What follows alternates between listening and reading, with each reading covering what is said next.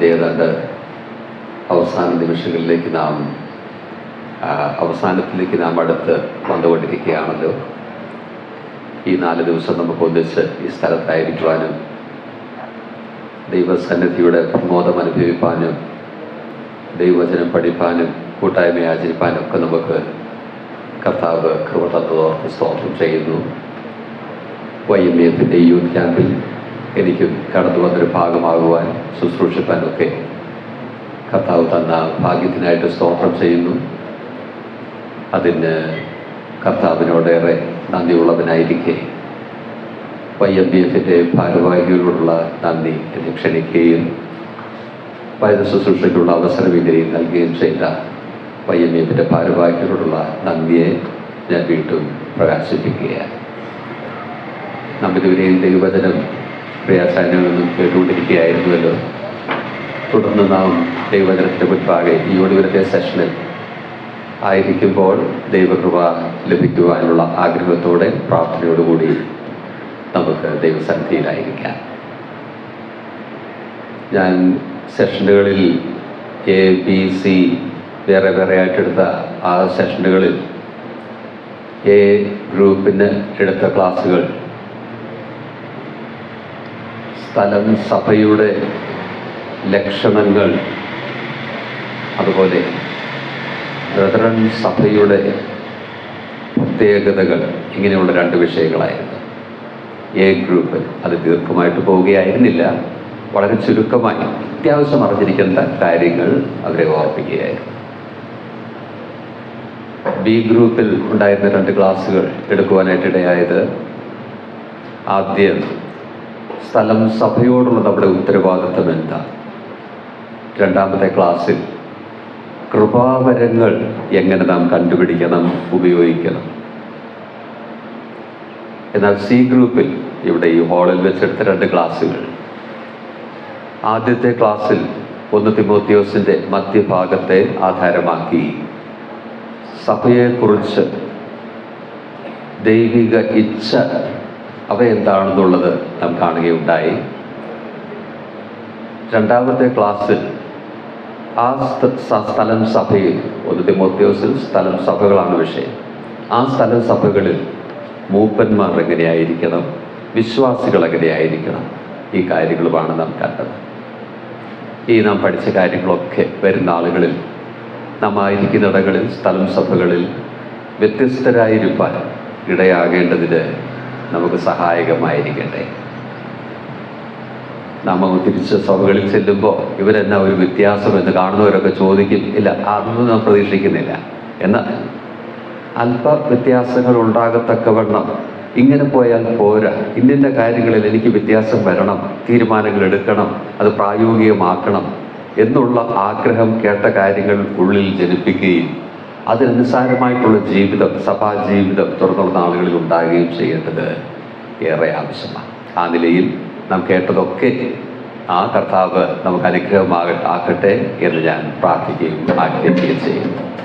മാത്രമല്ല, ഈ നാളുകളിൽ പ്രിയ അച്ചായനോടൊപ്പവും അതുപോലെ പ്രിയ സുഭാഷ് ബ്രദറിനോടൊപ്പവും മറ്റ് പ്രിയ സഹോദരന്മാരോടൊക്കെ ചേർന്ന് പാർക്കുവാനും ശുശ്രൂഷിപ്പാനും ഒക്കെ ഇടയായത് വളരെ ഭാഗ്യമായി, സന്തോഷമായി ഞാൻ കാണുന്നു. കർത്താവ് തന്ന നല്ല സമയത്തിനായിട്ട് സ്തോത്രം. ഈ ഒടുവിലത്തെ സെഷനിൽ 1 തിമോത്തിയോസ് 6-ാം അധ്യായത്തിൽ നിന്നും നിങ്ങൾ ശ്രദ്ധയിലേക്ക് ഒരു ഭാഗം കൊണ്ടുവരുവാനായിട്ടാണ് ഞാൻ ആഗ്രഹിക്കുന്നത്.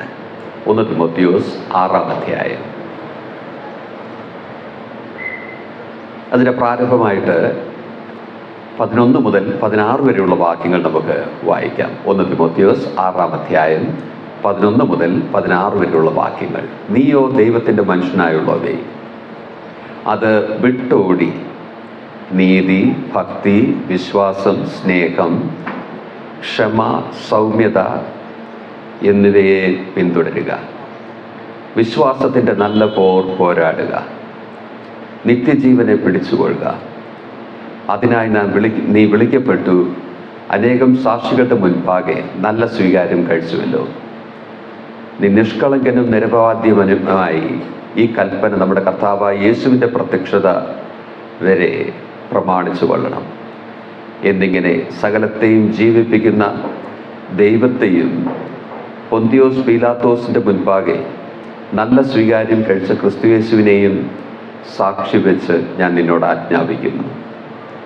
ധന്യനായ ഏകാധിപതിയും രാജാതിരാജാവും കർത്താതികർത്താവും താൻ മാത്രം അമർത്തതയുള്ളവനും അടുത്തുകൂടാത്ത വെളിച്ചത്തിൽ വസിക്കുന്നവനും മനുഷ്യരാരും കാണാത്തവനും കാണുവാൻ കഴിയാത്തവനുമായവൻ തക്ക സമയത്ത് ആ പ്രത്യക്ഷത വരുത്തും.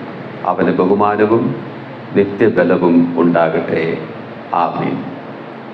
നാം വായിച്ച വേദഭാഗത്തെ ദൈവം നമുക്ക് അനുഗ്രഹമാക്കി തരുമാറാകട്ടെ.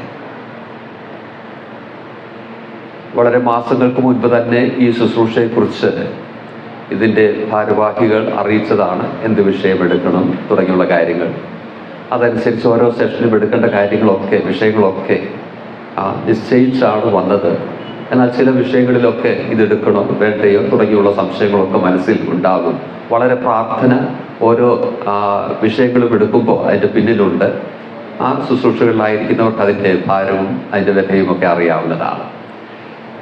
നമ്മുടെ ഈ സെഷനുകളിൽ എടുക്കുവാൻ അങ്ങനെ ഒരു ലിസ്റ്റുമായിട്ടൊക്കെയാണ് ഞാൻ വന്നത്. എന്നാൽ ഇന്നലെ വൈകിട്ട് എടുത്ത സെഷനും ഇപ്പം ഞാൻ എടുക്കുന്ന സെഷനും ആ ലിസ്റ്റിൽ പെട്ടതല്ല. വേറെ ഒരു മെസ്സേജുമായിട്ടാണ് ഇന്നലെ വൈകിട്ട് എടുക്കുവാനും അതുപോലെ ഇപ്പോൾ ഈ ക്ലാസ്സിൽ എടുക്കുവാനും ഞാൻ കൊണ്ടുവന്നത്. അതെടുത്തപ്പോൾ തന്നെ പ്രാർത്ഥിക്കുമ്പോഴുമൊക്കെ ആ കാര്യങ്ങൾ ഓർത്ത് ചിന്തിക്കുമ്പോഴുമൊക്കെ വേണ്ട നടത്തിപ്പ് ആ ഭാഗങ്ങളിലില്ലായിരുന്നു. ഞാനത് പ്രിയപ്പെട്ടവരോടൊക്കെ ഓർപ്പിച്ചതാണ്. ഇവിടുത്തെ ഉദ്ഘാടന ദിവസം ഞാനും ഈ കൂട്ടത്തിലുണ്ടായിരുന്നു. ഉദ്ഘാടനത്തിൽ എടുത്ത വചന ശുശ്രൂഷകളൊക്കെ നിങ്ങൾ ഓർക്കുന്നുവെന്ന് ഞാൻ വിചാരിക്കുന്നു. ആ കാര്യങ്ങളൊക്കെ ഇവിടെ നടന്നുകൊണ്ടിരുന്നപ്പോൾ, വചന ശുശ്രൂഷ നടന്നുകൊണ്ടിരുന്നപ്പോൾ ചില ഭാഗങ്ങൾ എൻ്റെ മനസ്സിൽ കടന്നു വരികയും നമ്മുടെ വിഷയവുമായിട്ട് ചേർന്നുള്ള ചില ഭാഗങ്ങൾ കടന്നു വരികയും ആ നീയോ പ്രയോഗം വളരെ ശക്തമായി മനസ്സിൽ ഊന്നുകയും ചെയ്തു. നീയോ, ബട്ട് യു. നമുക്കറിയാം നമ്മുടെ വിഷയം ഡെയർ ടു ബി ഡിഫറെൻറ്റ്. വ്യത്യസ്തരായിരിക്കാൻ ധൈര്യം കാണുകയും വ്യത്യസ്തരായിരിക്കാൻ ധൈര്യം കാണുകയും നീയോ പ്രയോഗം അതിനുള്ള വിളിയാണ്. But you. ഇന്നലെ വൈകിട്ട് ഞാനത് ഓർപ്പിച്ചു. 2 തിമോത്തിയോസിൽ കണ്ട നീയോ പ്രയോഗമാണ് വിശുദ്ധ യോഗത്തിൽ ഞാൻ പങ്കിടുവാനായിട്ട് ഇടയായി തീർന്നത്. ഇപ്പോൾ 1 തിമോത്തിയോസിലുള്ള നീയോ പ്രയോഗമാണ് നമുക്ക് ഇവിടെ കാണാനായിട്ട് സാധിക്കുന്നത്. 12-ാം വാക്യം ആരംഭിക്കുന്നത് നീയോ. ഇംഗ്ലീഷിൽ ഞാൻ ഓർപ്പിച്ചതുപോലെ ബട്ട് യു.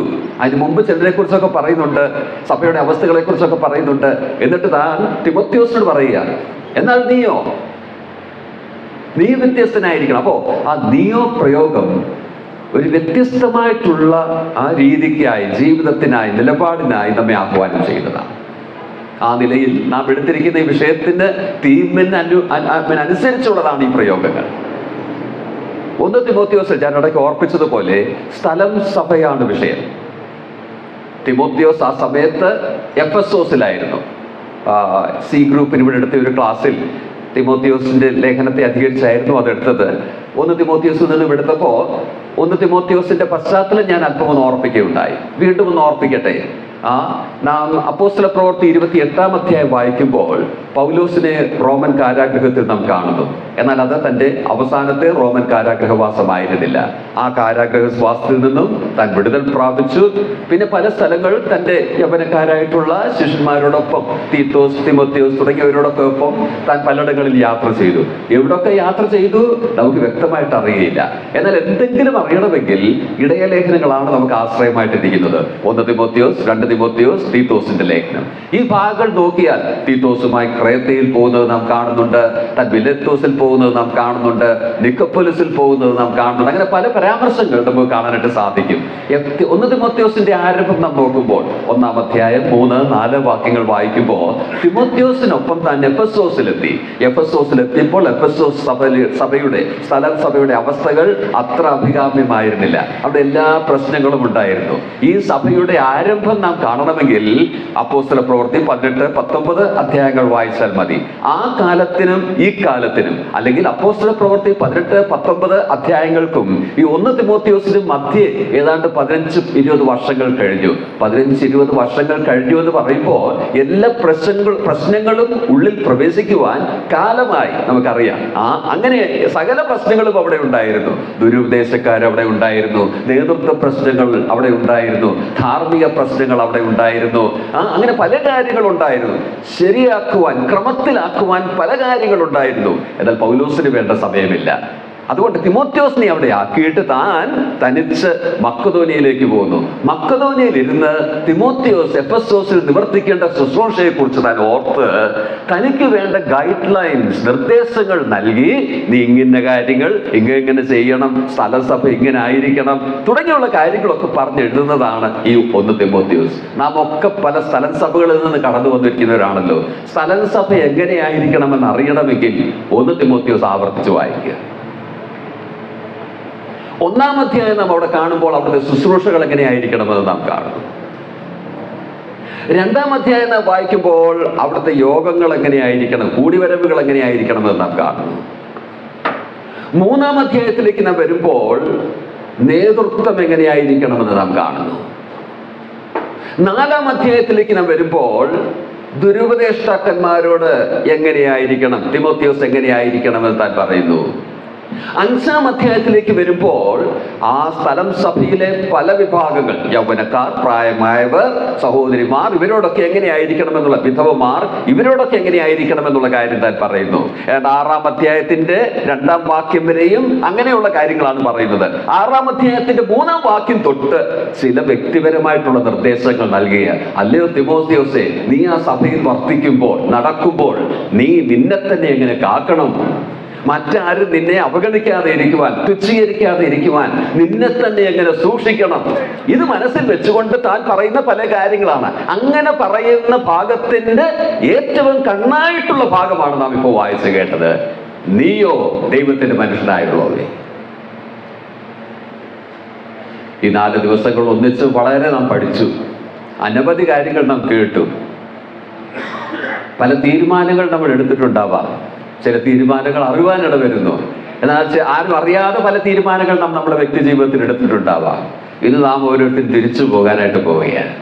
നാം എങ്ങനെയായിരിക്കണം സഭകളിൽ, ഭവനത്തിൽ എങ്ങനെയായിരിക്കണം, ആയിരിക്കുന്നിടങ്ങളിലൊക്കെ എങ്ങനെയായിരിക്കണം. നീയോ ദൈവത്തിൻ്റെ മനുഷ്യനായുള്ളവേ. വ്യത്യസ്തനായിരിക്കുക, വ്യത്യസ്തരായിരിക്കുവാൻ ധൈര്യം കാണിക്കുക. ഇനി ഞാൻ വായിച്ച വേദഭാഗങ്ങൾ നോക്കിയാൽ സ്ഥലം സഭകളിൽ വ്യത്യസ്തരായിരിക്കുവാനുള്ള 4 നിർദ്ദേശങ്ങൾ, സ്ഥലം സഭകളിൽ വ്യത്യസ്തരായിരിക്കുവാനുള്ള 4 പ്രോത്സാഹനങ്ങൾ, ഇവയാണ് നമുക്ക് കാണാനായിട്ട് കഴിയുന്നത്. 4 നിർദ്ദേശങ്ങൾ, 4 പ്രോത്സാഹനങ്ങൾ. ഏതൊക്കെയാണ് 4 നിർദ്ദേശങ്ങൾ? വേദപുസ്തകത്തിലേക്ക് നോക്കിയാട്ട്, നാം വായിച്ച വേദഭാഗത്തേക്ക് നോക്കിയാട്ട് 11-ാം വാക്യം. ഞാൻ പറയുന്ന വാക്കുകൾ നിങ്ങളുടെ ബൈബിളിൽ നിങ്ങൾ കാണണം. കയ്യിൽ വരയ്ക്കാൻ എന്തെങ്കിലും ഉണ്ടെങ്കിൽ അത് കുറിച്ച് ഒരു അണ്ടർലൈൻ ചെയ്യുന്നത് നന്നായിരിക്കും. 11-ാം വാക്യം, വിട്ടോടി. 2-ാമത്, പിന്തുടരുക. 3-ാമത്, പൊരുതുക. 4-ാമത്, പിടിച്ചുകൊള്ളുക.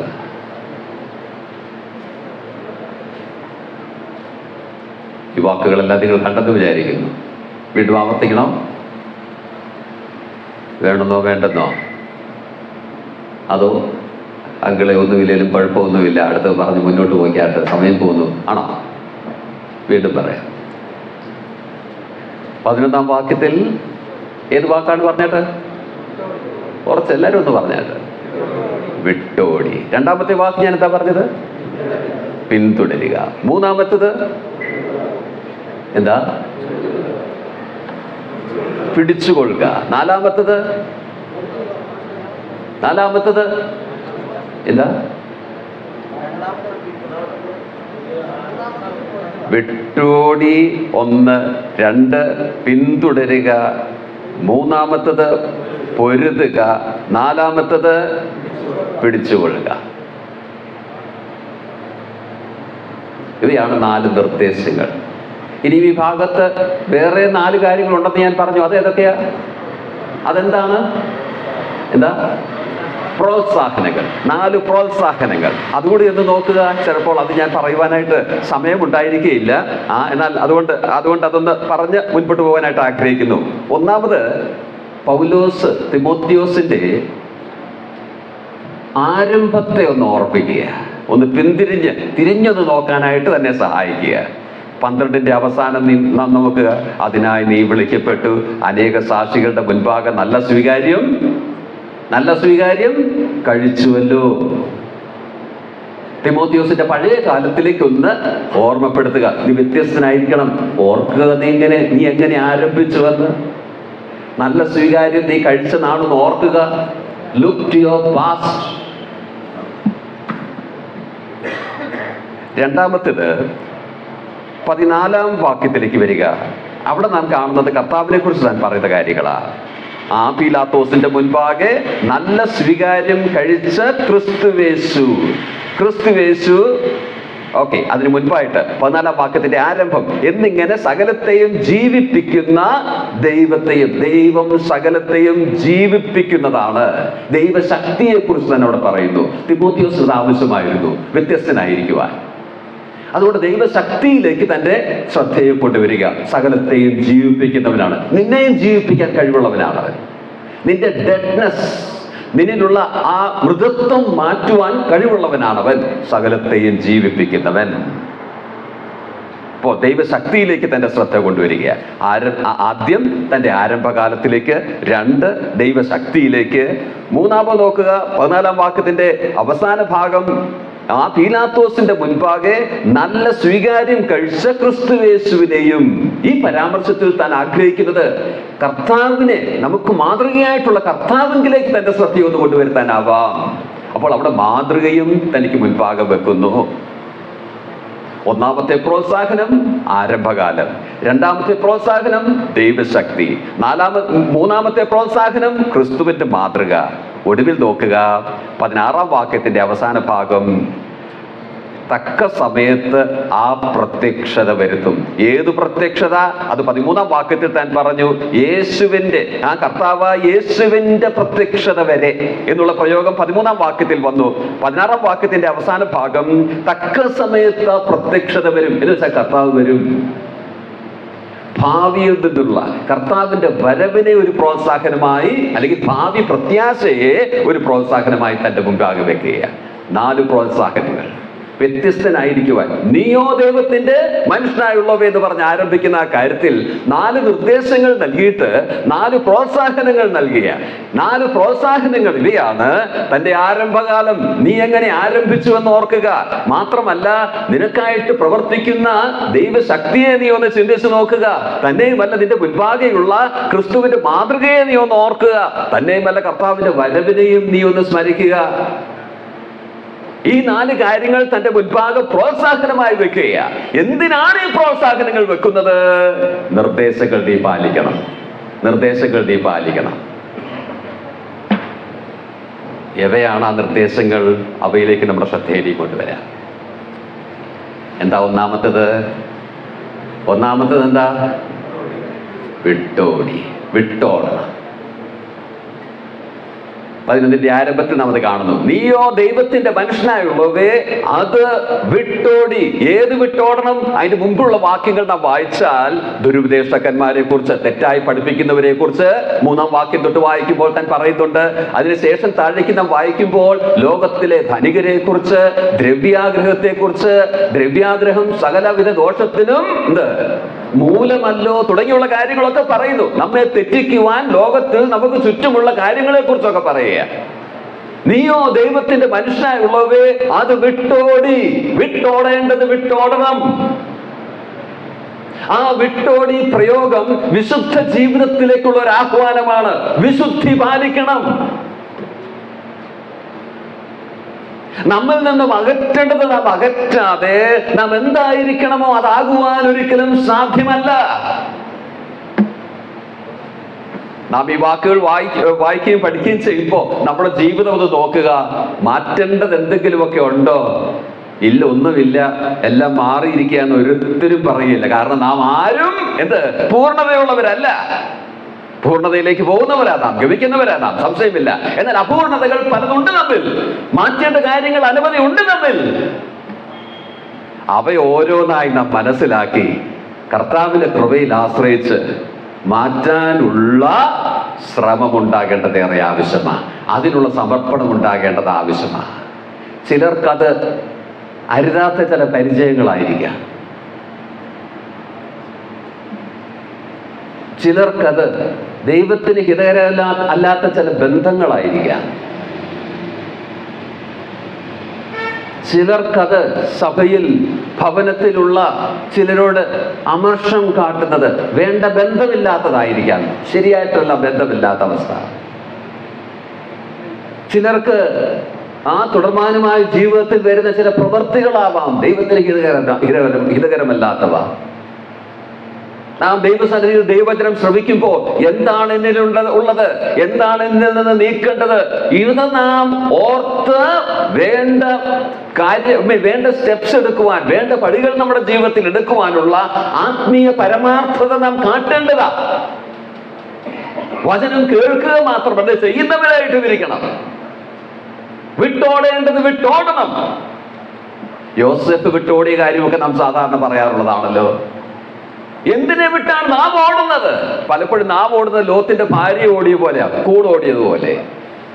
ലോത്ത് ഓടി, ഭാര്യ കൂടോടി, പക്ഷെ തല തിരിഞ്ഞായിരുന്നു. അതുകൊണ്ട് എന്ത് സംഭവിച്ചു എന്നൊക്കെ നമുക്കറിയാം, ഞാൻ പറയാൻ ആവശ്യമില്ല. അങ്ങനെ ഓടിയാൽ പോരാ. കർത്താവ് നമ്മിൽ അരുതാത്ത കാര്യങ്ങളെ കർത്താവ് ഏത് നിലയിൽ കാണുന്നുവോ ആ നിലയിൽ അവയെ കണ്ടുകൊണ്ട് നാം അവയിൽ നിന്നും വിട്ടോടേണ്ടത് ആവശ്യമാണ്. വിട്ടോടുക. നാം ഒരു കാര്യം ഓർക്കേണ്ടത്, ആത്മീകമായിട്ടുള്ള എന്തെങ്കിലും പ്രയോജനം ജീവിതത്തിൽ എനിക്ക് വരണം, എൻ്റെ ജീവിതം ഫലകരമാവണം, വ്യത്യാസമുള്ളതായിരിക്കണമെന്ന് എന്തെങ്കിലും ആഗ്രഹം, അല്പമെങ്കിലും ആഗ്രഹം നമ്മുടെ ജീവിതത്തിൽ ഉണ്ടെങ്കിൽ നാം ഒരു കാര്യം ഓർക്കേണ്ടത്, അരുതാത്ത കാര്യങ്ങൾ വിളയുവാൻ ഒരു ഭാഗവും ജീവിതത്തിൽ അതിന് നൽകുവാൻ ഇടവരരുത്. കൃഷിക്കാരെ നമുക്കറിയാം. കൃഷി ഇറക്കുമ്പോൾ, വിത്തിറക്കുമ്പോൾ ആ പുരയിടത്തിൽ ചില ഭാഗം, ഇത്രയും ഭാഗം അങ്ങനെ കിളയ്ക്കാതെ കിടക്കട്ടെ, അവിടെ വീഡ്സ്, ടേഴ്സ്, കളകൾ കിളിച്ചോട്ടെ ഒരിക്കലും ആ കർഷകനും വിചാരിക്കുകയില്ല. നമ്മളൊക്കെ കൃഷി ചെയ്യുന്നവരൊക്കെ ആണല്ലോ. അവിടെ അത് വളർന്നോട്ടെ, കള വളർന്നോട്ടെ എന്ന് നാം ഒരിക്കലും ചിന്തിക്കുകയില്ല. കളയെല്ലാം പിഴുതെറിയും. അവിടെ അത് നിർത്തിയാൽ മറ്റുള്ള ചെടികൾക്ക് അത് ഹാനികരമാണ്, വേണ്ട ഫലം ലഭിക്കുകയില്ല. അതുകൊണ്ട് നാം കളയെ, ആവശ്യമില്ലാത്ത വളർച്ചകളെ എല്ലാം നീക്കും. നമ്മുടെ ജീവിതത്തിൽ ആ നിലയിലുള്ളത് ഏതാണ്? അവയെ വിട്ടോടുക. ഇതിനുള്ള നിർണയമില്ലെങ്കിൽ ക്യാമ്പിനൊക്കെ വന്ന് ഈ 4 ദിവസം ചെലവഴിച്ചിട്ട് വലിയ കാര്യമൊന്നുമില്ല.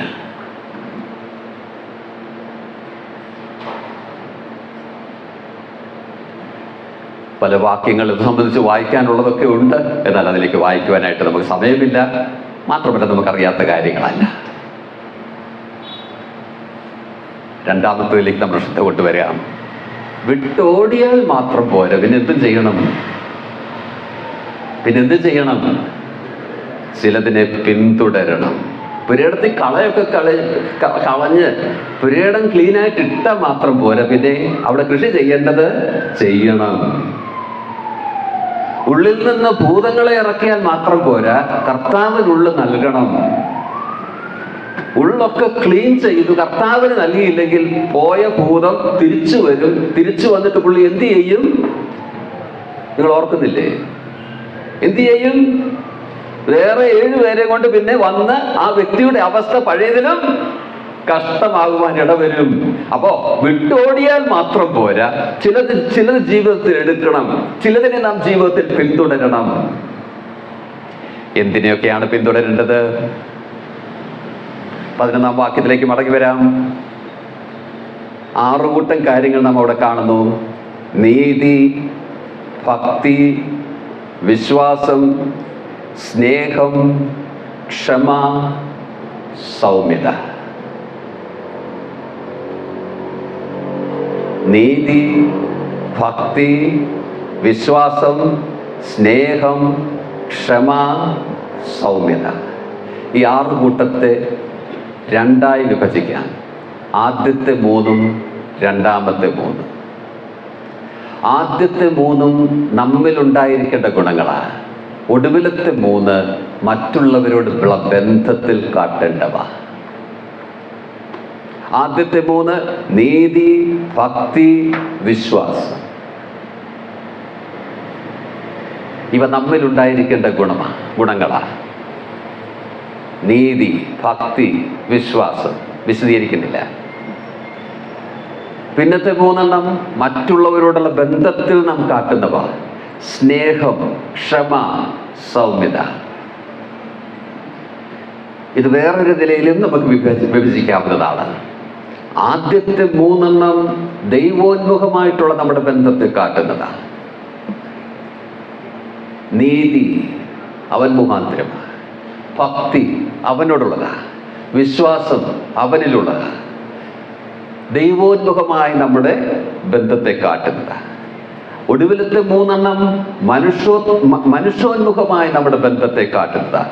സ്നേഹം, മറ്റുള്ളവരെ സ്നേഹിക്കുക, മറ്റുള്ളവരോട് ക്ഷമയുള്ളവരായിരിക്കുക, മറ്റുള്ളവരോട് സൗമ്യത കാട്ടുക. ഈ 2ാമത്തെ വിഭജനമാണ് ഇപ്പോൾ നാം എടുക്കുവാനായിട്ട് പോകുന്നത്. ദൈവോന്മുഖമായിട്ടുള്ള നമ്മുടെ ബന്ധവും മനുഷ്യോന്മുഖമായിട്ടുള്ള നമ്മുടെ ബന്ധവും. ഇത് ശരിയാക്കുവാൻ ഇവയ്ക്ക് പിന്നാലെ പോവുക, പിന്തുടരുക.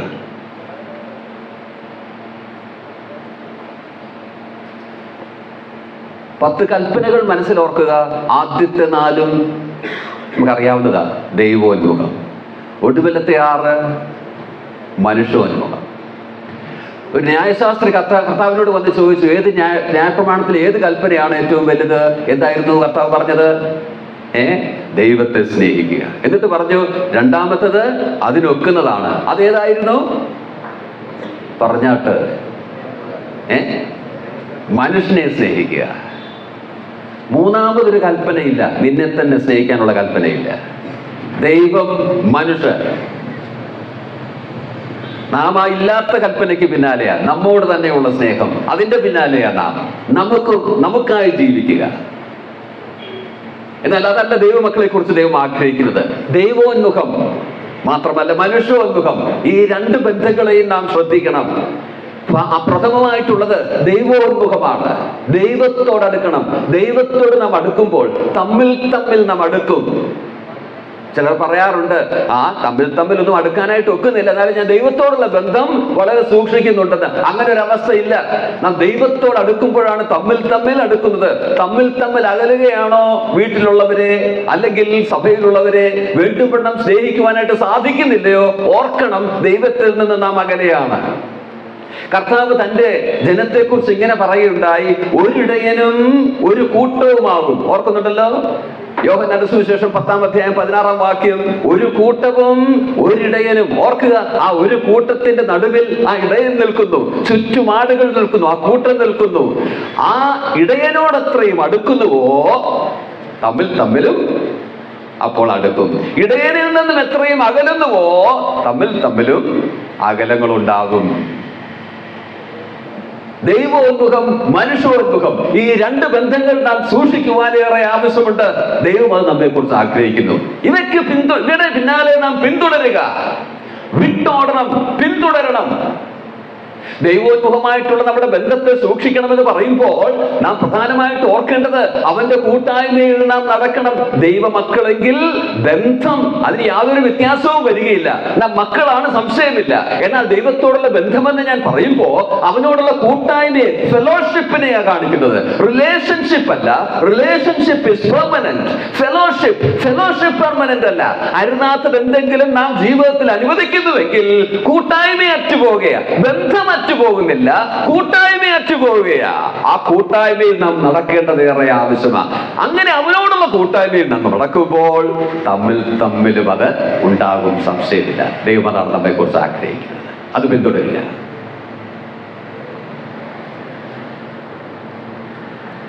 മൂന്നാമത്തേലേക്ക് നമ്മൾ ശ്രദ്ധയെ കൊണ്ടുവരാം.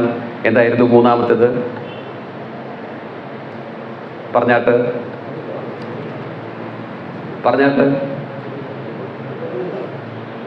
മറന്നുപോയോ?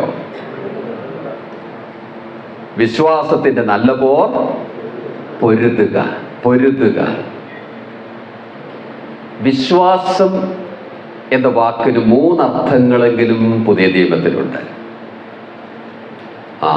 വിശ്വാസം എന്ന വാക്കിന് 3 അർത്ഥങ്ങളെങ്കിലും പുതിയ നിയമത്തിലുണ്ട്. 1, ആശ്രയം.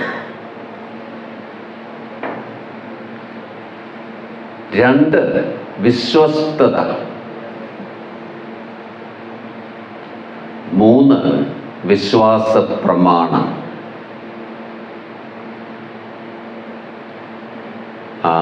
വിശ്വാസം എന്ന വാക്കിന് 3 അർത്ഥങ്ങൾ. 1, പറഞ്ഞാട്ട്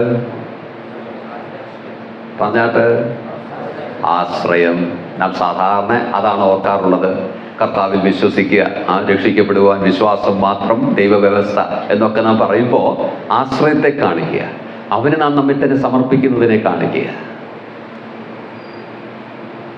വിശ്വാസം എന്നതൊരു സമർപ്പണമാണ് നാം സാധാരണ വിശദീകരിക്കാറുണ്ട്. അത് അവനിൽ ആശ്രയിക്കുന്നതിനെ. രണ്ടാമത്തത് വിശ്വസ്തത, ഫെയ്ത്ത്ഫുൾനെസ്. Faith means faithfulness. വിശ്വാസം എന്ന് വെച്ചാൽ വിശ്വസ്തത എന്ന അർത്ഥവുമുണ്ട്. ഈ അർത്ഥങ്ങളൊക്കെ കാട്ടുന്ന പല ഭാഗങ്ങളുണ്ട്, നമുക്കതൊന്നും എടുത്ത് നോക്കാൻ സമയമില്ല. മൂന്നാമത്തെ അർത്ഥം ഞാൻ ഓർപ്പിച്ചു, വിശ്വാസ പ്രമാണം.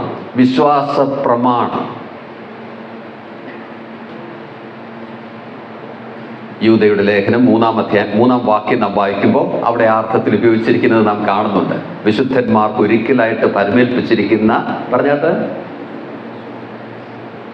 പറയാനാരുമില്ലേ? വിശുദ്ധന്മാർക്ക് ഒരിക്കലായിട്ട് പരമേൽപ്പിച്ചിരിക്കുന്ന എന്താ? വിശ്വാസം, അതിവിശുദ്ധ വിശ്വാസം. അവിടെ വിശ്വാസം എന്ന് പറയുമ്പോൾ വിശ്വാസ പ്രമാണത്തെ കുറിക്കുക. എന്താ വിശ്വാസ പ്രമാണം എന്ന് പറയുമ്പോൾ നമ്മൾ അർത്ഥമാക്കുന്നത്? ദൈവവചനം, ഉപദേശങ്ങൾ. അത് നമുക്ക് പരമേൽപ്പിച്ചിരിക്കുക, നമ്മെ അത് ഏൽപ്പിച്ചിരിക്കുക. ഒരു ക്ലാസ്സിൽ സ്ഥലം സഭയെക്കുറിച്ചുള്ള ഒരു വിവരണം നാം ശ്രദ്ധിക്കുകയുണ്ടായി. സത്യത്തിൻ്റെ, പറഞ്ഞാട്ട്, തൂണും അടിസ്ഥാനവും. ഞാനത് വിശദീകരിച്ചപ്പോൾ ഓർത്തു, ഇത് ചക്രവർത്തിമാരൊക്കെ പണ്ടുള്ള കാലത്ത് അവരുടെ കാര്യങ്ങൾ വരുന്ന തലമുറകൾ ഓർത്തിരിക്കുവാൻ തക്കവണ്ണം അവർ ഉണ്ടാക്കുന്ന തൂണുകളായിരുന്നു. ആ തൂണുണ്ടായിരിക്കും, അടിസ്ഥാനമുണ്ടായിരിക്കും. അവരെക്കുറിച്ചുള്ള വിവരങ്ങൾ ആ തൂണിൽ എഴുതിയിരിക്കും. വരുന്ന തലമുറ അത് വായിക്കും. ആ എഴുതുന്ന കാര്യങ്ങൾക്ക് രേഖകൾ ഉണ്ടായിരിക്കും. ആ രേഖകൾ ഉണ്ടാക്കി വെക്കുന്ന സ്ഥലമാണ് എന്ത്? ആ അടിസ്ഥാനം. അപ്പോൾ ആ സത്യങ്ങൾ, ആ വസ്തുതകൾ തൂണ് കാട്ടും, അടിസ്ഥാനം കാക്കും. നിങ്ങൾ കേട്ടോ പറഞ്ഞത്? സ്ഥലം സഭയെക്കുറിച്ചാണ്. സ്ഥലം സഭകളുടെ ഉത്തരവാദിത്വം. തൂണ് ആ സത്യങ്ങൾ, ചക്രവർത്തിയെക്കുറിച്ചുള്ള സത്യങ്ങൾ മറ്റുള്ളവർക്ക് കാട്ടും. അതിലെഴുതിയിരിക്കുക, മറ്റുള്ളവർ വന്ന് വായിക്കും, കാട്ടും. എന്നാൽ അടിസ്ഥാനം, ആ രേഖകൾ അതിലാണ് വെച്ചിരിക്കുന്നത്. ആ അടിസ്ഥാനം, ആ വസ്തുതകൾ കാക്കും. സ്ഥലം സഭ സത്യത്തിന്റെ തൂണും അടിസ്ഥാനവുമാണ്. സത്യം എന്താണ്? സത്യം ദൈവവചനമാണ്. സത്യം ക്രിസ്തുവാണ്. കർത്താവിനെ കുറിച്ചും അവന്റെ വചനത്തെക്കുറിച്ചും സാക്ഷിക്കുവാനുള്ള ഉത്തരവാദിത്വം സ്ഥല സഭകൾക്കുണ്ട്. അത് മാത്രമല്ല, അത് കാക്കുവാനുള്ള ഉത്തരവാദിത്വവുമുണ്ട്. ഉപദേശങ്ങളെ കുറിച്ച് നാം പഠിക്കുകയുണ്ടായി. നാം ജീവിക്കുന്ന ഈ കാലം ഉപദേശത്തിൽ വളരെ വ്യത്യാസങ്ങൾ വന്നുകൊണ്ടിരിക്കുന്ന കാലമാണ്. നമ്മുടെ സഭകളുടെ പ്രത്യേകതകൾ നാം ഓർക്കുകയുണ്ടായി. എന്തിനീ പ്രത്യേകതകൾ എന്നൊക്കെ നമ്മുടെ തലമുറ തന്നെ ചോദിക്കുന്ന കാലത്താണ് നാം ജീവിക്കുന്നത്. അത് പറഞ്ഞു കൊടുക്കുവാൻ നമുക്ക് കെൽപ്പുണ്ടായിരിക്കണം. തൃത്വത്തെക്കുറിച്ചൊക്കെ എത്രയോ പ്രശ്നങ്ങൾ വരുന്നുണ്ട്. യേശു ക്രിസ്തുവിന്റെ ദൈവത്വം, മനുഷ്യത്വം, ഇതിനെക്കുറിച്ചൊക്കെ ചോദ്യങ്ങൾ അവിടെയും ഇവിടെയും എന്തെങ്കിലും വായിക്കുന്നത് കേട്ട് സംശയാലുക്കളായി ചോദിക്കുന്ന ചോദ്യങ്ങൾ പലയിടത്തും കേൾക്കുന്നുണ്ട്. അങ്ങനെ ദുരുപദേശങ്ങൾ തള്ളിക്കേറിക്കൊണ്ടിരിക്കുന്ന കാലത്താണ് നാം ജീവിക്കുന്നത്. അങ്ങനെ ജീവിക്കുന്ന ഈ കാലത്ത് ജീവിക്കുന്ന നമുക്കുള്ള വലിയ ഉത്തരവാദിത്തമാണ് എന്ത്? വിശ്വാസത്തിന്റെ നല്ല പോർ പൊരുതുക. 3 അർത്ഥങ്ങൾ ഞാൻ ഓർപ്പിക്കുകയുണ്ടായി. ഇവിടെ നാം എടുക്കുന്ന അർത്ഥം മൂന്നാമത്തതാണ്, വിശ്വാസ പ്രമാണം. വിശ്വാസത്തിന്റെ നല്ല പോർ പൊരുതുക എന്ന് പറഞ്ഞാൽ അർത്ഥം വിശ്വാസ പ്രമാണങ്ങൾക്ക് വേണ്ടി, ഉപദേശങ്ങൾക്ക് വേണ്ടി നാം പൊരുതണം. നമുക്കുള്ള ഒരു യുദ്ധമാണത്. ദൈവം അത് കൃപയാൽ നമ്മെ ഏൽപ്പിച്ചിരിക്കുകയാണ്. എങ്കിൽ അതിനായി നാം നിൽക്കേണ്ടത്, ഉറച്ചു നിൽക്കേണ്ടത് നമ്മുടെ ഉത്തരവാദിത്തമാണ്.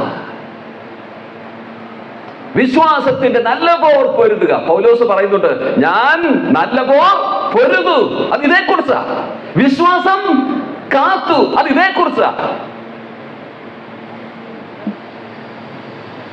തന്റെ ജീവിതം ഒന്ന് നോക്കുക. എത്ര വലിയ പോരാട്ടമായിരുന്നു തനിക്കുണ്ടായിരുന്നത്.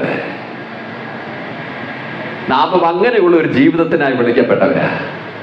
വിശ്വാസത്തിന്റെ നല്ല പോർ പൊരുതുക. എന്നാൽ വിശ്വാസത്തിന് അല്ലെങ്കിൽ വിശ്വാസ പ്രമാണത്തിന്, ഉപദേശങ്ങൾക്ക്, നാം പിടിച്ചുകൊള്ളുന്ന ചില കാര്യങ്ങൾക്ക് നാം പ്രാധാന്യം കൊടുക്കാറുണ്ടോ? എങ്ങനെയും ആയാൽ മതി എന്നുള്ള ചിന്തകളല്ല ഇപ്പൊ പൊതുവേ ഉള്ളത്. നാം അങ്ങനെയൊക്കെ ആയിരിക്കുന്നത് കൊണ്ടാണ് നാം ഇങ്ങനെയൊക്കെ എണ്ണമില്ലാതെ ഇരിക്കുന്നത് എന്നുള്ള ചിന്തകളല്ലേ പൊതുവെ ഇന്നുള്ളത്.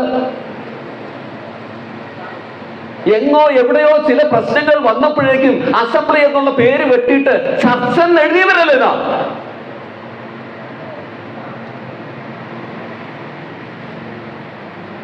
ഇന്ന് ആ പഴയ പേര് വഹിക്കുന്ന എത്ര സഭകളുണ്ടെന്ന്. എന്നിട്ട് നാം പറയും വിശ്വാസ പ്രമാണത്തിനായി നാം പോരാടുകയാണ്. എന്ത് പോരാട്ടമാണ്?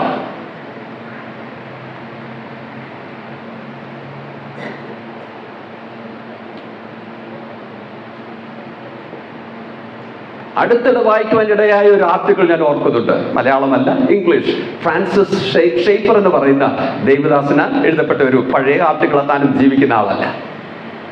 ആ ആർട്ടിക്കിളിൽ 2ാം മഹായുദ്ധത്തിൽ നടന്ന ഒരു സംഭവം താൻ പറയുന്നുണ്ട്. ബ്രദറൻ സഭകൾ സംബന്ധിച്ചുള്ളത് ജർമ്മനിയിലെ കാര്യമാണ്. മഹായുദ്ധത്തിന് മുൻപ് ഗവൺമെന്റ് ഒരു നിയമം വെച്ചു. രാജ്യത്തിലെ എല്ലാ സഭകളും ഗവൺമെന്റിൽ രജിസ്റ്റർ ചെയ്യണം. ബ്രദറൻ സഭകൾക്ക് അതൊരു സംശയമായി. കഴിഞ്ഞ നൂറ്റാണ്ടിന്റെ പകുതിക്ക് മുൻപ് നടന്ന കാര്യങ്ങളാണത്. അവർക്ക് സംശയമായി, നാം അങ്ങനെ ഒരു രജിസ്ട്രേഷന് വേണ്ടി പോകണമോ? രജിസ്ട്രേഷന് വേണ്ടി പോകണ്ട എന്നല്ല ഞാൻ പറയുന്നത്, ഓക്കെ. പക്ഷെ അന്ന് അങ്ങനെ സംശയമുണ്ടായി. രജിസ്ട്രേഷന് വേണ്ടി പോകണോ? ഗവൺമെന്റിന്റെ നിയന്ത്രണങ്ങൾക്ക് നാം വിധേയരാകണോ? ഈ സംശയങ്ങൾ വന്നു. ഏതാണ്ട് പകുതി സഭകൾ, ജർമ്മനിയിലെ പകുതി സഭകൾ തീരുമാനിച്ചു, നമുക്കതിനായി പോകണ്ട, നാം ഇന്ന് എങ്ങനെ കൂടി വരുന്നോ അങ്ങനെ കൂടി വരാം. പകുതി സഭകൾ തീരുമാനിച്ചു, നമുക്കതിന് പോകാം.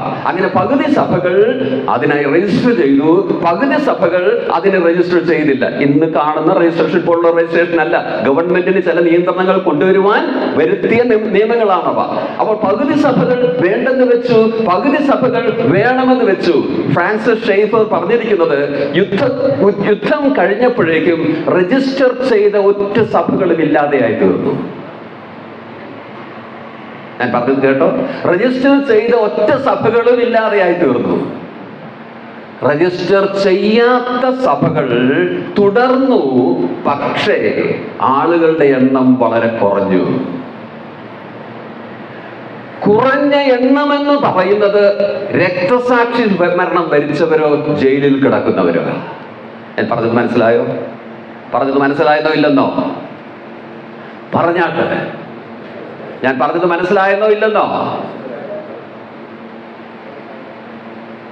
നമ്മക്കത് വേണ്ടെന്ന് വിചാരിച്ച് മുൻപോട്ട് പോയവർ, അവരുടെ വിശ്വാസത്തിന് പ്രാധാന്യം കൊടുത്തവർ, ദൈവത്തിലുള്ള ആശ്രയത്തിന് പ്രാധാന്യം കൊടുത്തവർ, സഭകൾ തുടർന്നു. എന്നാൽ എണ്ണം കുറഞ്ഞു. ആ കുറഞ്ഞ എണ്ണം എവിടെ പോയി? കർത്താവിന് വേണ്ടി അവരുടെ ജീവൻ കൊടുത്തു. അല്ലെങ്കിൽ പലരും അതിനായിട്ട് കഷ്ടത അനുഭവിക്കുന്ന അവസ്ഥയിലായിരുന്നു. എന്നാൽ മറ്റതിന്റെ പേരെ ഇല്ല. ഗവൺമെന്റ് വിഴുങ്ങി. ഇന്ന് പല സഭകളും രജിസ്റ്റർ ചെയ്യുന്ന രീതിയിലുള്ള രജിസ്ട്രേഷൻ അല്ലാതെ വ്യത്യസ്തമായിട്ടുള്ളതാണ്. എന്നാൽ അപകടം അവർ മനസ്സിലാക്കി തീരുമാനങ്ങളെടുത്തു. വിശ്വാസ പ്രമാണത്തിന് വേണ്ടി വിശ്വസ്തയോടുകൂടി പോരാടി. നമുക്കുള്ള വിളി അതാണ്. സ്ഥലം സഭകളെ കുറിച്ച് നാം എടുത്തിരിക്കുന്ന ഉപദേശങ്ങൾക്ക് ഹാനി വരാതെ സൂക്ഷിക്കാം. നാം എന്തുകൊണ്ട് ഇന്ന കാര്യങ്ങൾ ഇങ്ങനെ ചെയ്യുന്നു, ഞാൻ വിശദീകരണങ്ങളിലേക്കൊന്നും പോകുന്നില്ല. എന്തുകൊണ്ട് നാം ഇങ്ങനെ ആയിരിക്കുന്നു, ഇന്നിന്ന കാര്യങ്ങൾക്ക് പ്രാധാന്യം നാം എന്തുകൊണ്ട് കൊടുക്കുന്നു, ഈ കാര്യങ്ങൾ നാം അറിവുള്ളവരായിരിക്കണം. യൗവനക്കാരാണല്ലോ എന്നെ കേൾക്കുന്നത്. നിങ്ങളുടെ ജീവിതം ഈ കാര്യങ്ങൾ അറിയുവാനും ഇത് കാക്കുവാനും വിധേയപ്പെടുത്തുവാനായിട്ട് ഇടവരുമാറാകട്ടെ. സമയം അധികമില്ല.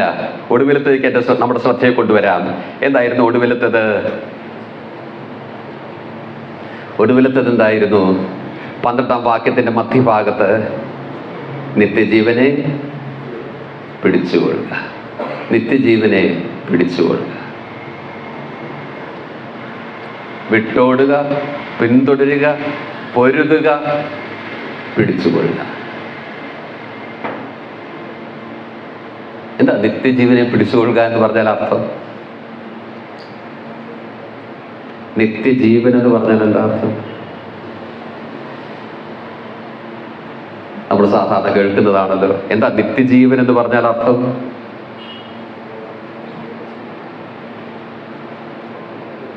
സാധാരണ ലഭിക്കുന്ന ഉത്തരം എന്നും നിലനിൽക്കുന്ന ജീവൻ, അറ്റുപോകാത്ത ജീവൻ, നിത്യജീവൻ, നിത്യജീവൻ. അങ്ങനെ ആരുടെയും മനസ്സിൽ ഉത്തരം വന്നെങ്കിൽ നിങ്ങളുടെ ഉത്തരം തെറ്റാണ്. എന്നും നിൽക്കുന്ന തുടരുന്ന ജീവനാണ് നിത്യജീവൻ എന്ന് നാം പറയുമ്പോൾ മറന്നു പോകുന്ന ഒരു കാര്യമുണ്ട്. നരകത്തിലെ ജീവിതവും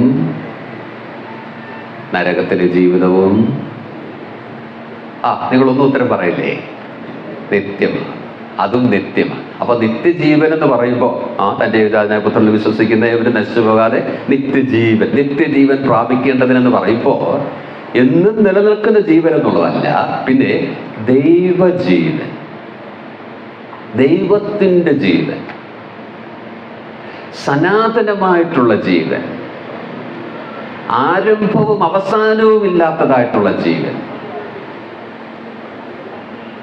ആ ജീവന് നാം വിശ്വസിക്കുമ്പോൾ പങ്കാളികളായി. ജനിച്ചപ്പോ മാതാപിതാക്കളുടെ ജീവന് നാം പങ്കാളികളായി. വീണ്ടും ജനിക്കുമ്പോ ദൈവത്തിൻ്റെ ജീവന് നാം പങ്കാളികളായത്. അവന്റെ ജീവൻ വ്യക്തമായെന്ന് വിചാരിക്കും. നിത്യജീവൻ. അപ്പൊ നിത്യജീവൻ എന്ന് പറയുമ്പോ അത് ദൈവത്തിൻ്റെ ജീവനാണ്. ഇപ്പൊ പൗലോസ് പറയുക അത് പിടിച്ചുകൊള്ളുക എന്ന് വെച്ചാൽ ദൈവത്തിന്റെ ജീവൻ അതങ്ങ് നഷ്ടപ്പെട്ടു പോകും, രക്ഷ നഷ്ടപ്പെട്ടു പോകും എന്നുള്ള അർത്ഥത്തിലല്ല. അവിടെ പിടിച്ചുകൊള്ളുക എന്നുള്ള വാക്കിന്റെ അർത്ഥം അത് നാം പ്രകടമാക്കണം, അത് നാം പ്രായോഗികമാക്കണം. മാത്രമല്ല അതിൽ നാം വർദ്ധിച്ചു വരണം. ഈ ആശയങ്ങളൊക്കെ പിടിച്ചുകൊള്ളുക എന്നുള്ള ആ പ്രയോഗത്തിലുണ്ട്. അത് നാം പ്രായോഗികമാക്കണം, പ്രകടമാക്കണം. അത് തന്നെയുമല്ല, നാം അതിൽ വർദ്ധിച്ചു വരണം. കർത്താവ് പറയുണ്ടായി അവർക്ക് ജീവൻ ഉണ്ടാകുവാനും, ബാക്കി പറഞ്ഞാട്ട് സമൃദ്ധിയായിട്ടുണ്ടാകുവാനും അത്രേ ഞാൻ വന്നത്. ജീവനുണ്ടായാൽ പോരാ, സമൃദ്ധിയായ ജീവൻ നമ്മുടെ അനുഭവമാകണം. ചെറിയാൻ സാർ ആ രണ്ട് പ്രയോഗങ്ങളെ മനസ്സിലാക്കുവാനായിട്ട്, ജീവനും സമൃദ്ധിയായ ജീവനും എന്നുള്ള ആ രണ്ട് പ്രയോഗങ്ങളെ മനസ്സിലാക്കുവാനായിട്ട് പറയാറുള്ള ഒരു ഉദാഹരണം ഉണ്ടായിരുന്നു. നിങ്ങളൊക്കെ ചിലപ്പോൾ കേട്ടിട്ടുണ്ടായിരിക്കാം. അതിതാണ് ഒരു ആശുപത്രിയിലെ ഒരു വാർഡ്. ആ വാർഡ് ഒന്ന് മനസ്സിൽ കാണുക. ബെഡുകൾ ഒത്തിരി ഉണ്ട്, രോഗികൾ അതിലൊക്കെ കിടക്കുന്നു. ചിലർക്ക് എല്ലാവർക്കും ജീവനുണ്ട്, ജീവനില്ലാത്ത അവിടെ വാർഡിൽ ഇട്ടേക്കില്ലല്ലോ. ചിലരൊക്കെ ട്യൂബുമായിട്ടൊക്കെയാണ് കിടക്കുന്നത്, കഴുത്തിലൂടെയും മൂക്കിലൂടെയും. ചിലരൊക്കെ എഴുന്നേറ്റൊക്കെ കുത്തിയിരിക്കുന്നുണ്ട്, ചിലരൊക്കെ എഴുന്നേക്കാൻ പോലും വയ്യ, അങ്ങ് കിടക്കുക. അതിന് മധ്യേ കൂടി ചിലർ ഓടുന്നുണ്ട്. ആര്? നേഴ്സുമാര്, ഡോക്ടർമാർ. ഇവിടെ ഒരു അനക്കം കേൾക്കുമ്പോൾ അങ്ങോട്ട് ഓടും, അപ്പുറത്തൊരു ഞരക്കം കേൾക്കുമ്പോൾ അങ്ങോട്ട് ഓടും. ആ വാർഡിലെ എല്ലാവർക്കും എന്തുണ്ട്? ജീവനുണ്ട്. എല്ലാവർക്കും ജീവനുണ്ട്. എല്ലാവർക്കും ജീവൻ സമൃദ്ധിയായിട്ടുണ്ടോ? ഇല്ല. ചിലരൊക്കെ അങ്ങ് കിടക്കുന്നെന്നുള്ളതേ ഉള്ളൂ, ജീവൻ ഉണ്ടെന്നേ ഉള്ളൂ. ആ ഉദാഹരണം ചിന്തിച്ചപ്പോൾ ഞാൻ മനസ്സിൽ വന്ന ഇതാ, നമ്മുടെ സഭകൾ മിക്കവാറും ഈ വാർഡുകൾ പോലെയാ, ആശുപത്രി വാർഡ് പോലെയാ. മിക്കവാറും എല്ലാവരും ബെഡിലൊക്കെ കിടക്കുക. ഊർദ്ധശ്വാസം വലിച്ച് കിടക്കുക, എപ്പോ പോകുമെന്ന് നോക്കി കിടക്കുക. ഇങ്ങനെ ട്യൂബൊക്കെ ഇട്ട് ഇങ്ങനെ നിർത്തിയേക്കുക നിലവാരം. ചിലരൊക്കെ ഇടയ്ക്കൊക്കെ അങ്ങോട്ടും ഇങ്ങോട്ടും ഒക്കെ ഓടുന്നുണ്ട്. അതുകൊണ്ട് കാര്യങ്ങളൊക്കെ പറഞ്ഞാട്ടെ, നിങ്ങൾക്ക് ഇതൊന്നും അറിയില്ലെന്ന് തോന്നുന്നു. അതുകൊണ്ട് കാര്യങ്ങളൊക്കെ ഇങ്ങനെ നടക്കുന്നു, മുന്നോട്ട് പോകുന്നു. പോരാ, വ്യത്യസ്തരായിരിക്കണം. അവിടെ ഒരു വ്യത്യാസം വരുത്തണം. അവിടെ ഒരു വ്യത്യാസം വരണമെങ്കിൽ നിങ്ങളും ഞാനും വ്യത്യസ്തരാകണം. പറഞ്ഞത് മനസ്സിലായെന്ന് വിചാരിക്കും. പ്രിയമുള്ളവരെ, എൻ്റെ സമയം ഇവിടെ കഴിഞ്ഞു. ഇന്ന് സമയം കൂട്ടിയെടുക്കുവാൻ ഒരു നിവൃത്തിയും ഇല്ലാത്ത ദിവസമാണല്ലോ. അപ്പോൾ ഞാൻ വീണ്ടും പറയട്ടെ, ഓർപ്പിക്കട്ടെ, നാം ഇപ്പോൾ ചിന്തിച്ച കാര്യങ്ങൾ നാം വ്യത്യസ്തരായിരിക്കുവാൻ, ദൈവസഭയിൽ വ്യത്യസ്തരായിരിക്കുവാനുള്ള 4 നിർദ്ദേശങ്ങൾ നാം കണ്ടു. വിട്ടോടണം, പിന്തുടരണം, പൊരുതേണം, പിടിച്ചുകൊള്ളണം. അതിനുള്ള പ്രോത്സാഹനങ്ങൾ നാം പ്രാരംഭത്തിൽ കണ്ടു. തിമോത്തിയോസിന്റെ തന്നെ പഴയ കാലം താൻ ഓർമ്മപ്പെടുത്തുകയാണ്. ദൈവശക്തിയെ താൻ ഓർമ്മപ്പെടുത്തുകയാണ്. ക്രിസ്തുവിന്റെ മാതൃകയെ താൻ ഓർമ്മപ്പെടുത്തുകയാണ്. തന്നെ വല്ല മുൻപോട്ട് വിരൽ ചൂണ്ടി കർത്താവിന്റെ വരവിനെയും ഓർമ്മപ്പെടുത്തുകയാണ്. നാം ഇന്ന് ഈ സെഷൻസ് അവസാനിക്കുമ്പോൾ മുൻപോട്ട് നോക്കി കർത്താവിന്റെ വരവിനെ ഒന്ന് കാണാം. കർത്താവ് വരുവാൻ അടുത്തിരിക്കുന്നു. വ്യത്യസ്തരായി ഇവിടെ ജീവിക്കുവാൻ എത്ര കാലം നമുക്കുണ്ടെന്നറിയില്ല. കർത്താവ് വരുമ്പോൾ നാം അവനെ താൻ അരിക്കുന്നത് പോലെ തന്നെ കാണും. അന്ന് നാം പൂർണ്ണമായി വ്യത്യസ്തരാകും. രക്ഷിക്കപ്പെട്ടവരെങ്കിൽ നാം പൂർണ്ണമായി വ്യത്യസ്തരാകും, അവനെ പോലെ ആയിത്തീരും. എന്നാൽ അന്ന് വരെയുള്ള കാലങ്ങൾ വ്യത്യസ്തതയിൽ വർദ്ധിച്ച് കർത്താവിനായി ജീവിക്കുവാനുള്ള നാളുകളാണ്. ഈ ദിവസങ്ങളിലൊക്കെ നാം കേട്ടത്, ഇപ്പൊ നാം കേട്ടതുമൊക്കെ അതിന് വരുന്ന ആളുകളിൽ ഒരു പ്രോത്സാഹനമായിട്ടിരിക്കട്ടെ. ആ നിലയിൽ ആയിരിക്കത്തക്കവണ്ണം ഈ പ്രയോഗങ്ങളൊക്കെ, നാം ഇന്ന് കണ്ട പ്രയോഗങ്ങളൊക്കെ വീണ്ടും ശ്രദ്ധിക്കുക, വായിക്കുക, ധ്യാനിക്കുക, പഠിക്കുക. വചനം നമ്മുടെ ജീവിതത്തിൽ രൂപാന്തരം വരുത്തട്ടെ. നീയോ ദൈവത്തിന്റെ മനുഷ്യനായുള്ളവേ, വിട്ടോടുക, പിന്തുടരുക, പിടിച്ചുകൊള്ളുക, പോരാടുക. നമ്മുടെ ഉത്തരവാദിത്തത്തെ, സഭയോടുള്ള ഉത്തരവാദിത്തത്തെ നിറവേറ്റാൻ കർത്താവിനായി ജീവിക്കാം. ഈ വാക്കുകൾ മുഖാന്തരവും കർത്താവായ ദൈവം നമ്മെ എവരെയും സഹായിക്കുന്നതാകട്ടെ.